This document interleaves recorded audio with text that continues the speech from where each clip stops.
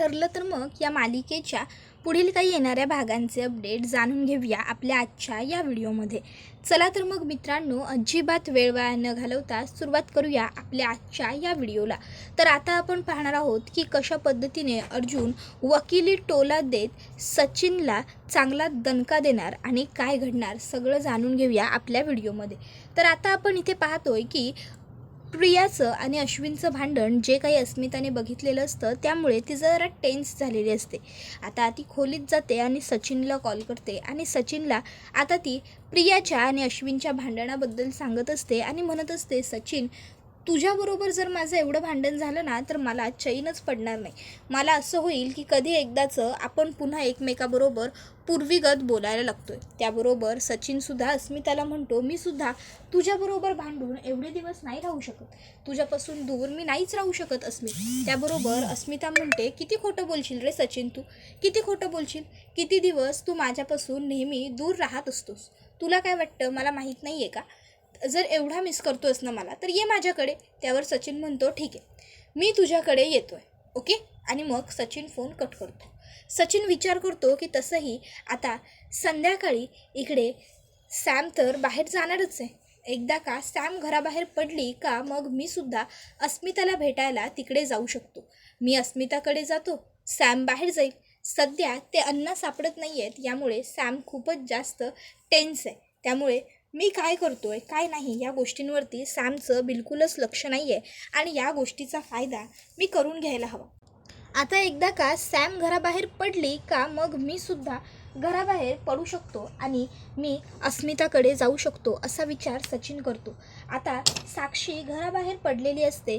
साक्षी घराबाहेर पडल्यावर सचिनसुद्धा घराबाहेर पडतो.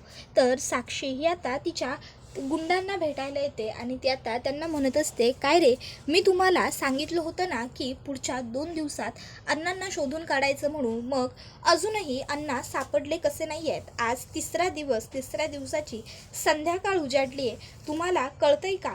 महिपत शिखरे गायब होणं म्हणजे छोटी मोठी गोष्ट नाही आहे. अण्णा गायब होऊच कसे शकतात? अण्णांना गायब करण्याची एवढी हिंमत कोणामध्ये आली आहे? कोणी केलं हे सगळं मला लवकरात लवकर कळायला हवं आणि अण्णासुद्धा सापडायला हवे. तुम्हाला कळलं ना? हे बघा, काहीही झालं काहीही तरी अण्णा लवकरात लवकर माझ्यासमोर हजर हवेत. समजलं? तुम्ही त्यांना कुठून शोधून काढता, कसं शोधून काढता, या सगळ्याबद्दल मला काहीही संबंध नाही आहेत. मला फक्त कुठल्याही परिस्थितीत माझे अण्णा सुखरूप माझ्यापर्यंत पोहोचायला हवेत. कळलं? त्याबरोबर माणसं होकार देतात आणि ती तिकडनं निघते. तर इकडे सचिन घरी पोहोचलेला असतो. आता सचिनला असं अचानक बघून अस्मिता खूपच जास्त खुश होऊन जाते. तर सचिन म्हणत असतो, अस्मी डार्लिंग, अगं तुझ्याशिवाय मी दुसरं कोणाचा विचारही नाही करू शकत. मग तू असा विचार तरी कसा केलास की मी तू बोलवल्यावर येणार नाही म्हणून? तू माझं संपूर्ण जग आहेस, अख्खं आयुष्य आहेस. तुझ्यासाठी माझा हा वेळच काय, माझं अख्खं आयुष्य कुर्बान आहे. कळलं ना? आणि मग त्यानंतर आता सचिन म्हणतो, बरं चल आता घरातल्यांबरोबर सुद्धा गप्पा मारायला हव्यात की नाही मी. आणि मग आता सगळे घरातले मिळून छान गप्पा टप्पा मारत बसलेले असतात. आता इकडे सचिनच्या फोनवरती साक्षीचे फोन यायला सुरुवात होते. सचिन फोन कट करतो पहिल्यांदा, पुन्हा साक्षी फोन करते. सचिन पुन्हा फोन कट करतो, ती पुन्हा फोन करत असते. सचिन पुन्हा फोन कट करत असतो. तर आता त्याला अस्मिता म्हणते, अरे सचिन कोणाचा फोन आहे? कामाचा असेल तर घे की. त्यावर सचिन म्हणतो, नाही गं, काही फार महत्त्वाचा फोन नाही आहे. ती जी व्यक्ती आहे ना समोरची, ती असं म्हणते की त्यांना आमच्या कॅनराच्या कंपनीबरोबर कोलॅब करायचं आहे. सो त्या रिगार्डिंग हा फोन येतो आहे सारखा म्हणून मी उचलत नाही आहे. तू काही काळजी करू नकोस ना. तर आता इकडे साक्षी विचार करते की सचिनचं काय सुरू आहे? हा माझा फोन का घेत नाही आहे? इथे मला ह्याची एवढी गरज आहे म्हणून मी फोन करते आहे ना. जोवर हा फोन उचलणार नाही तोवर मी फोन करतच राहणार असा विचार करून आता साक्षी पुन्हा एकदा सचिनच्या फोनवरती फोन करते आणि फायनली आता अस्मिता त्याला सांगते की तू फोन उचल. मग सचिन फोन उचलतो. त्याबरोबर इकडनं आता साक्षी बोलायला सुरुवात करते, सचिन तुला काही कळतंय का? तू माझे एवढे फोन कट कसे काय करू शकतोस? आधीच तुला माझी परिस्थिती काय आहे ते माहिती आहे. अण्णा आधीच गायब आहेत, त्यामुळे मला टेन्शन आलं आहे. ते कुठे असतील, कसे असतील, काहीही कळायला मार्ग नाही आहे. त्यांचं काही समजत नाही आहे आणि त्याच्यात तूही असं वागायला लागलास तर मी काय करू? तुम्ही का वागता सगळे माझ्याबरोबर असे? मला त्रास व्हावा ही काय तुमची जाणून बुजून अपेक्षा असते का? तुम्हाला का का समाधान मिळतं मला त्रास देऊन ना? मला काही कळतच नाही आहे. सचिन, तुला बरं वाटतंय का मला असा त्रास देऊन, मला असं टेन्शनमध्ये बघून? अरे आता काहीतरी बोल ना, गप्प का बसलायस की आता मौन धरलायस? त्याबरोबर मग आता घरातले सगळे समोर असल्यामुळे सचिनला तर काही बोलता येत नसतं. सचिन म्हणतो, एक सेकंद, आवाज येत नाही आहे. आणि मग तो लगेच म्हणतो, नेटवर्क इश्यू आहे वाटतं, मी आलोच. आणि मग आता तो बाजूला घरातनं बाहेर येतो. आता तो विचार करतो, नाही लॉनमध्ये जाऊन उभा राहतो, जर इथून माझा आवाज गेला मग. आणि मग तो लॉनमध्ये जातो आणि आता तो बोलायला सुरुवात करतो. सॉरी सॉरी सॉरी डार्लिंग, अगं ॲक्च्युली एक महत्त्वाचं काम होतं म्हणून मला बाहेर यावं लागलं. तू बोल ना, मी इथेच आहे, काही काम होतं का तुझं? त्याबरोबर आता अर्जुन हा वरती रूममध्ये बसलेला असतो आणि तो एका केसवरती काम करत असतो. इतक्यात त्या ठिकाणी सायली येते. सायली अर्जुनला सांगते, अहो तुम्ही काय इथे फायलिंगचा पसारा काढून बसलाय? खाली बघा, सचिन भाऊजी आलेत. आता खाली सचिन आलाय असं म्हटल्यावर अर्जुन म्हणतो, अरे वा सचिन, बरं मी पण खाली येतो लगेच. आणि मग अर्जुन तिकडनं खाली उठून चाललेला असतो. आता तो खाली नजर मारतो तर कल्पना, प्रताप, अस्मिता, त्याचबरोबर विमल, सायली सगळेच खाली असतात. मग अर्जुन विचार करतो, सचिनसुद्धा आलाय, मी एक काम करतो, अश्विनला पण बोलवून घेतो. तसंही सध्या इथे तन्वीबरोबर त्याचं भांडण झाल्यामुळे तो एकटा पडलाय आणि नाराजही आहे. तेवढाच त्याचा मूड फ्रेश होईल. मग अश्विनला बोलवण्यासाठी अर्जुन हा थेट तिकडच्या तिकडे आता बाहेरूनच अश्विनच्या खोलीत जाणार असतो. पण आता अश्विनच्या खोलीमध्ये जाण्यासाठी अर्जुन जेव्हा घराच्या बाहेर येतो तेव्हा त्याला दिसतं तर काय तिथे त्याला आता बाहेर सचिन फोनवरती उभा असून बोलताना दिसतो. अर्जुन विचार करतो की सचिन हा कोणाबरोबर बोलतोय फोनवर, आणि ते सुद्धा एवढं घरातनं बाहेर येऊन फोनवर बोलावं, असा ह्याला कोणाचा फोन आला असेल बरं, विचारतो जाऊन. आणि मग आता अर्जुन हा सचिनच्या जवळ येतो. आता सचिनला अर्जुनची सावली त्याच्या समोर दिसते, त्यामुळे सचिन लगेचच फोन कट करतो आणि पटकन मागे फिरतो. सचिन घाबरलेला असतो. सचिन म्हणतो, अर्जुन तू इथे काय करतोयस? त्यावर अर्जुन म्हणतो, अरे मी अश्विनला बोलवायला चाललो होतो, पण तुझं काय, तू इथे काय करतोयस आणि असा लॉनमध्ये उभा राहून फोनवर का बोलत होतास आणि कोणाशी? त्यावर सचिन सांगतो की काही नाही रे, कामाचा फोन होता, कलिगशीच बोलत होतो, बाकी मी कोणाशी बोलणार? त्यावर अर्जुन आता सचिनने असं म्हटल्यावर सचिनकडे बघायला लागतो. तर सचिन म्हणतो, बरं चल आतमध्ये जाऊया. नाही म्हणजे घरात सगळेजण आता आपली वाट बघतायत, आपण दोघंच नाही तर इथे लगेच सुरू होऊ. चल चल ये आतमध्ये ये. आता खरं तर सचिनला अर्जुन समोरून पळ काढायचा असतो आणि म्हणूनच सचिन आता अर्जुनकडे घराच्या आत जाण्यासाठी घाई करतो. अर्जुन म्हणतो, हो तू हो पुढे, मी आलोच. नाही म्हणजे मी अश्विनला आणायला जातोय ना, मी अश्विनला घेऊन आलोच. त्याबरोबर सचिन होकार देतो. अर्जुन आता विचार करतो की सचिन बोलला की तो त्याच्या कलिगबरोबर बोलत होता, पण मला का काहीतरी वेगळं जाणवलं. नाही म्हणजे याआधीसुद्धा सचिन माझ्यासमोर त्याच्या कलिग्सबरोबर बोललाय की, मग तरीही आज सचिन जेव्हा कलिगबरोबर बोलतोय म्हणाला तेव्हा मला काहीतरी वेगळं जाणवलं. आणि याआधी माझ्यासमोर तो कलिग्सबरोबर बोललाय की, आमच्या सगळ्यांसमोर घरच्यांसमोर तो बोलायचा फोनवर, आणि आज चक्क सचिन उठून बाजूला गेला. नाही, नक्की काहीतरी गडबड आहे, मला का काहीतरी वेगळं वाटतंय. असो, मग आता तो लगेचच अश्विनकडे जातो आणि अश्विनला म्हणतो, अश्विन अरे इथे असा एकटाच का बसलायस? बाहेर चल, सगळ्यांबरोबर बस. बाहेर बघ सचिनसुद्धा आलाय. सचिन विचारत होता की अश्विन दिसत नाही, अश्विन कुठे? अश्विन हे बघ, मला मान्य आहे की तू आम्हा सगळ्यांवर रागवलंयस, म्हणून प्रत्येक वेळी तू असा एकटा बसून राहायला हवं असं तर काही नाही ना. चल, सगळी फॅमिली तुझीच आहे ना. त्याबरोबर मग अश्विन विचार करतो की हो, मी का उगाच सगळ्यांवर राग धरून बसू, ते पण अशा मुलीसाठी जी मलाच फसवते. मग अश्विन हा अर्जुनबरोबर बाहेर येतो. बाहेर येऊन आता तो घरातल्या सगळ्या कुटुंबियांबरोबर बसतो, छान गप्पा टप्पा मारतो. थोडा हसतो खेळतो, सगळं वातावरण अगदी छान होऊन जातं. सगळे हसत खेळत जेवतात आणि मग झोपायला आपापल्या खोलीत जातात. आता सायली आणि अर्जुनसुद्धा त्यांच्या रूममध्ये आलेले असतात. सायली बराच वेळ अर्जुनला नोटीस करत असते की अर्जुनचा मूड काही फार बरा नाही आहे. मग शेवटी सायली हे अर्जुनला विचारतेच, अहो काय हो, काय झालं? नाही म्हणजे मी मघापासून बघते, पण तुमचं चित्त काही मला थाऱ्यावरती दिसत नाही आहे. काय बरं झालं आहे? तुम्ही इतके अपसेट का आहात? तुम्हाला कोणी काही बोललं आहे का? किंवा कुठल्या केसचं तुम्हाला टेन्शन आलं आहे का? मघापासून नोटीस करते. त्यावर अर्जुन काहीच नाही असं म्हणतो. त्यावर सायली म्हणते, अहो असं काय करताय? तुम्ही जरी खोटं बोलत असलात ना तरी तुमचे डोळे खोटं बोलत नाही. बोला बरं काय झालं? त्यावर मग अर्जुन सायलीला सांगतो, सायली मगाशी तुम्हाला बोलवून गेल्यानंतर मी विचार केला की अश्विनला सुद्धा आपल्याबरोबर बोलवावं. त्या निमित्ताने त्याला जरा बाहेर आला तर बरं वाटेल. म्हणून मी अश्विनला बोलवायला जेव्हा बाहेर जात होतो ना तेव्हा मी सचिनला बाहेर लॉनमध्ये बोलताना बघितलं. म्हणून मग मी तो बाहेर असं येऊन कोणाशी बोलतो हे बघायला पुढे गेलो, पण सचिनने तोपर्यंत घाबरून फोन कट केला. आणि सचिनला मी विचारलं की तू कोणाबरोबर बोलत होतास किंवा काय, तर सचिनने मला काहीही सांगण्यापासून टाळाटाळ केली. म्हणजे तो घाबरला.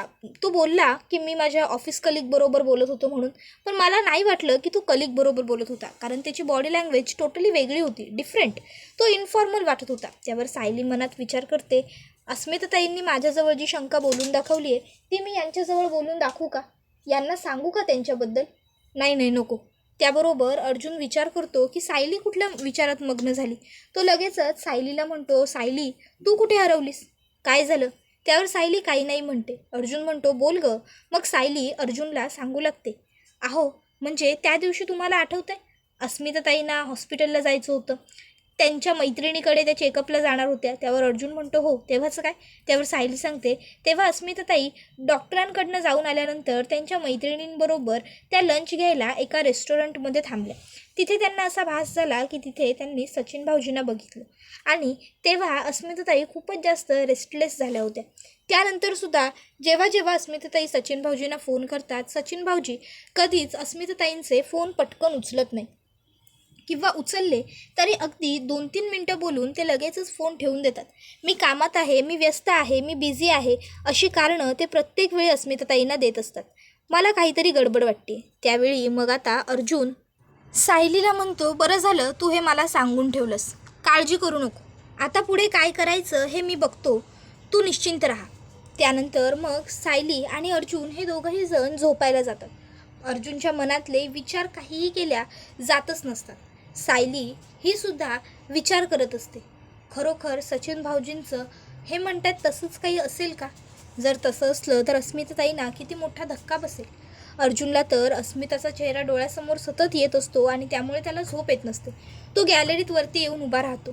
तर आता सचिन हा खोलीमध्ये बघतो तर काय, अस्मिता गाढ झोपी गेली आहे. मग सचिन हा आता अलगद उठतो आणि साक्षीला भेटायला चाललेला असतो, कारण साक्षीने त्याला सांगितलेलं असतं की मला तुझी खूप गरज आहे आणि तू माझ्याकडे लवकर ये. त्यावेळी सचिनने तिला सांगितलेलं असतं मेसेज करून की मी सध्या कामात आहे, मी रात्री 11:30-12 वाजेपर्यंत फ्री होईन, मग मी लगेच घरी येईन. आणि मग आता सचिन अलगद खोलीच्या बाहेर येतो. कोणी आपल्याला बघत तर नाही आहे ना याची खातर जमा करत तो घरातनं बाहेर पडत असतो. पण त्याच वेळी वरती गॅलरीत उभा असलेला अर्जुन हा त्याला बघतो आणि मग लगेच अर्जुन हा सचिनच्या मागावर घराबाहेर पडतो. अर्जुनला प्रश्न पडतो की सचिन एवढ्या रात्रीचा कुठे बाहेर चालला आहे. त्याबरोबर इकडे सचिन हा दबक्या पावलांनी गाडीजवळ येतो, गाडी सुरू करतो आणि तो आता थेट निघालेला असतो साक्षीला भेटायला. तर अर्जुन हा त्याच्या मागे आलेला असतो आणि मग आता इकडे सचिन एका मुलीला भेटलाय ही गोष्ट अर्जुनने बघितलेली असते. आता इकडे साक्षी पाठमोरी उभी असते, त्यामुळे अर्जुनला साक्षीचा चेहरा तर दिसत नाही, पण अर्जुन हा मात्र पक्क बघतो की सचिन एका मुलीला भेटायला आलाय. अर्जुनला प्रश्न पडतो की नक्की सचिन इथे कोणत्या मुलीला भेटायला आला असेल आणि का, ते सुद्धा एवढ्या रात्री आणि घरातनं असं लपत छपत. नक्की काहीतरी गडबड आहे, पाणी कुठंतरी मुरतंय. आता हे पाणी कुठं मुरतंय हे आपल्याला शोधून काढायलाच हवं असा विचार अर्जुन करत असतो. आता अर्जुन तिथे पुढे न जाता सचिनला काही न बोलता गाडी तशीच रिव्हर्समध्ये घेतो आणि घरी येतो. आता घरी आल्यावर इथे अर्जुनला प्रश्न पडतो की आता करू तर करू काय. म्हणजे आता सचिन मुलीला भेटायला गेला होता हे नक्की, पण ती मुलगी कोण आहे काय ते तर मला काहीच माहीत नाही आहे. मग मी बोलू कसं तिच्याबद्दल? पण नाही, असं गप्प बसून चालणार नाही. मला काहीतरी तर करायला हवंच. आयडिया. मी अशा पद्धतीने बोलेन की ते सचिनपर्यंत पोहोचेल, पण मी त्यालाच बोलतोय हे त्यालाही कळणार नाही आणि इतर कोणालाही. त्याबरोबर इकडे आता महिपतला वेगळ्या ठिकाणी किडनॅप करून ठेवून नागोबा रात्रीचा झोपलेला असतो. आता झोपलेल्या नागोबाला एक स्वप्न पडतं आणि ज्या स्वप्नामध्ये महिपत सुटलेला आहे आणि महिपत आता त्याचा गळा दाबतोय. नागोबा आता ओरडू लागतो, महिपत सोड मला, महिपत काय करतोयस, महिपत सोड. आणि आता त्याचा हा आवाज ऐकते ती म्हणजे त्याच्या बाजूला झोपलेली सुमन. सुमन जागी होते आणि विचार करते, महिपत सोड, महिपत सोड म्हणजे महिपतबद्दलच बोलत आहेत. आणि मग ती लगेचच आता नागोबाला उठवते आणि काय होतंय तुम्हाला, तुम्ही त्या महिपतला असं सोड सोड का म्हणताय, स्वप्न बघितलं का? त्याबरोबर आता नागोबा विचार करतो की जर मी हिला काही सांगायला गेलो तर ही मला खूप प्रश्न विचारेल. मग नागोबा म्हणतो, तुला काय करायचं आहे सुमन, मी बडबडेन नाहीतर काहीही करेन, तू झोप ना गुपचूप तुझी.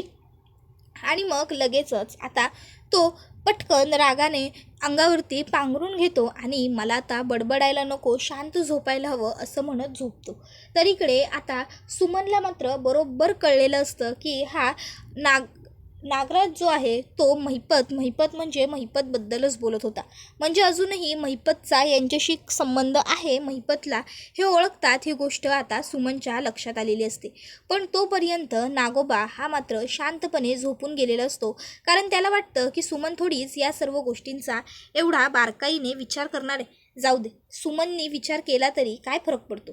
त्याबरोबर आता आपण दुसरीकडे पाहतो की आता दुसऱ्या दिवशी सकाळी सुभेदारांच्या घरी सगळेजण एकत्र छान नाश्ता करायला बसलेले असतात.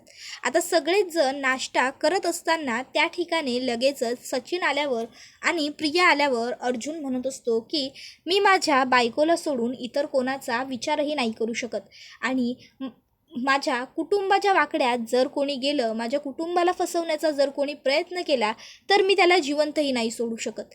आता अर्जुनने हे असं वक्तव्य केल्यावर घरातल्या सर्व सदस्यांना असं वाटत असतं की अर्जुन जे काही बोलतोय ते प्रियाबद्दल बोलतोय, कारण प्रिया घरातल्या सगळ्यांचीच फसवणूक करते, सगळ्यांबरोबर खोटं बोलते, वाईट वागते. पण खरं तर अर्जुन हा सचिनला टार्गेट करून बोलत असतो. ही गोष्ट कोणाच्याच लक्षात येत नसते.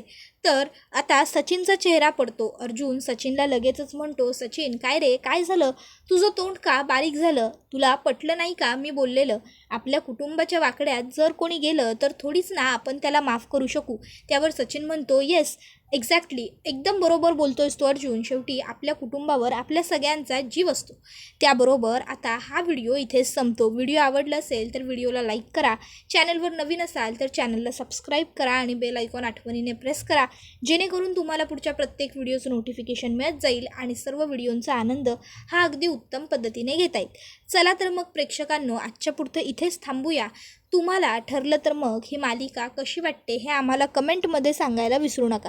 टाटा, बाय बाय, धन्यवाद, take care all of you.